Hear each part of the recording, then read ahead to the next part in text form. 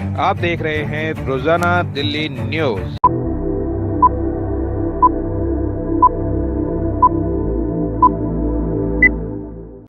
नई दिल्ली, मैं दीपक खुलवे, रोजाना दिल्ली न्यूज से। अगर आप चैनल पर नए हैं तो वीडियो लाइक करें, वीडियो शेयर करें और चैनल को सब्सक्राइब करें। बेल आइकन को भी दबाएं ताकि लोड किया वीडियो आप तक पहुंचे। अपने इलाके की न्यूज चैनल पर दिखाने के लिए 9999306595 पर अपना वीडियो संदेश के साथ भेजें। धन्यवाद। मुझे लगता है जयप्रकाश अग्रवाल जी के बारे में कुछ कहना या कोई भूमिका बांधना सूरज को दीपक दिखाने के समान है। और अब सूरज को दीपक दिखाने की हिमाकत कौन कर सकता है, लेकिन फिर भी दो चार बातें मैं कहना चाहूंगी। तो अपनी बात की शुरुआत इन पंक्तियों के साथ करती हूँ कि कलम न हो तो लहू तर्जुमा नहीं होता, ट्रांसलेट नहीं होता। कलम न हो तो लहू तर्जुमा नहीं होता, इस दौर में आंसू जुबा नहीं होता, और जहां जाएगा वही रोशनी फैलाएगा, किसी चिराग का अपना मकान नहीं होता। तो देखिए, चाहे दिल्ली प्रदेश कांग्रेस कमेटी के अध्यक्ष के रूप में भूमिका रही हो, चाहे देश के सांसद के रूप में भूमिका रही हो, किसी भी लोकसभा क्षेत्र के प्रतिनिधि के रूप में भूमिका रही हो, मैं समझती हूँ जयप्रकाश जी हमेशा तन मन धन से जनता के लिए, लोगों के लिए, देश की सेवा के लिए समर्पित रहे। वो कागज आज हमारे पास नहीं है। पिछली मीटिंग में एक कागज जयप्रकाश जी ने मुझे दिखाया था, लेकिन मुझे याद हो गए वो आंकड़े। तो जैसे कि कांग्रेस पार्टी की जब दिल्ली में सरकार थी तो दिल्ली को greenest capital of the world का खिताब मिला था सर, 2011 की बात है। और वैसे ही ठीक जब यूपीए की सरकार थी और जयप्रकाश अग्रवाल जी सांसद थे तो उनको मोस्ट एक्टिव, ये आ गया आपके पास, देखिए जरा एक मिनट, एक नजर डालिए इस पे, मोस्ट एक्टिव पार्लियामेंटेरियन का खिताब जयप्रकाश अग्रवाल जी को मिला था। 98 बतौर सांसद 98% अटेंडेंस रही, 898 सवाल पूछे, 85 बहस की संसद में।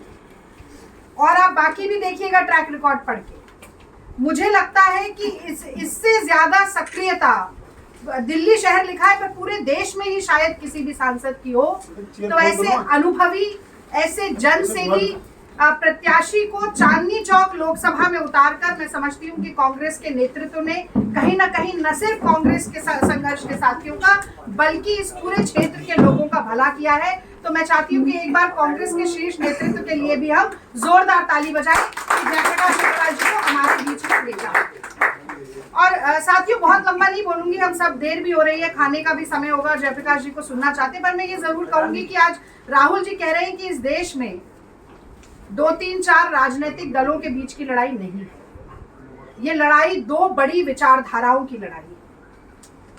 ये लड़ाई है सर्वधर्म समभाव और सांप्रदायिकता के बीच। ये लड़ाई है विकास और विनाश के बीच।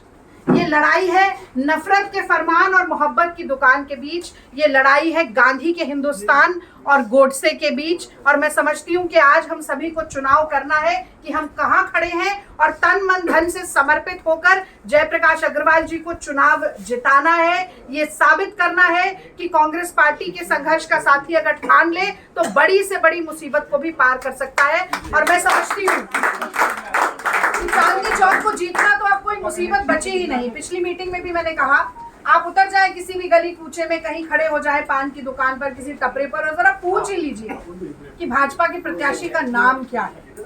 लोगों को भाजपा के प्रत्याशी का नाम भी नहीं पता। और जहां तक मोदी जी के नाम पर वोट डालने की बात है, तो मुझे लगता है कि जैसे जैसे दिन बीतते जा रहे हैं, मोदी जी के पैरों के नीचे से सियासी जमीन खिसकती जा रही है। बहकी बहकी बातें कर रहे हैं।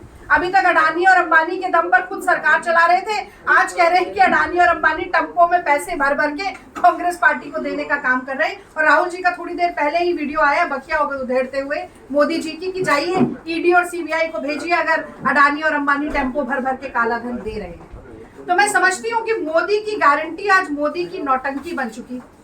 क्योंकि ना तो किसी को 2 करोड़ नौकरियां मिली, ना 15 लाख रुपए मिले, ना 100 स्मार्ट सिटी बनी, ना काशी क्योटो बनी, ना ही रुपये और डॉलर का भाव समान हुआ, ना ही पेट्रोल और डीजल 40 रुपए की दर पे आया। तो ये सारी चीजें हैं जो मुझे लगता है जनता खुद भुगत रही है। कोई वेव नहीं है भारतीय जनता पार्टी की। हमें एकजुट होकर ये समझना है कि हर व्यक्ति कांग्रेस का आज जयप्रकाश अग्रवाल है और हमें जुट जाना है, मेहनत करनी है। कोई ताकत नहीं है, कोई भाजपा नहीं, कोई संघ नहीं, कोई माइक का लाल नहीं जो जयप्रकाश अग्रवाल जी को जीतने से इस बार रोक सके। और अंत में मैं बस यही कहना चाहती हूँ कि अगर हो सके तो अब कोई क्षमा जलाइए, अगर हो सके तो आप कोई क्षमा जलाइए, इस दौरे सियासत का अंधेरा मिटाइए। नफरत की आग लगी है यहाँ वहाँ, पानी से नहीं मोहब्बत से इसको बुझाइए। क्यों कर रहे हैं आंधियाँ रुकने का इंतजार, आइए हमारे कंधे से कंधा मिलाइए और बस कीजिए आकाश में नारे उछालना। ये जंग है, इस जंग में मेरे कांग्रेस के साथियों ताकत लगाइए, ताकत लगाइए। जय हिंद, जय भारत, जय कांग्रेस पार्टी।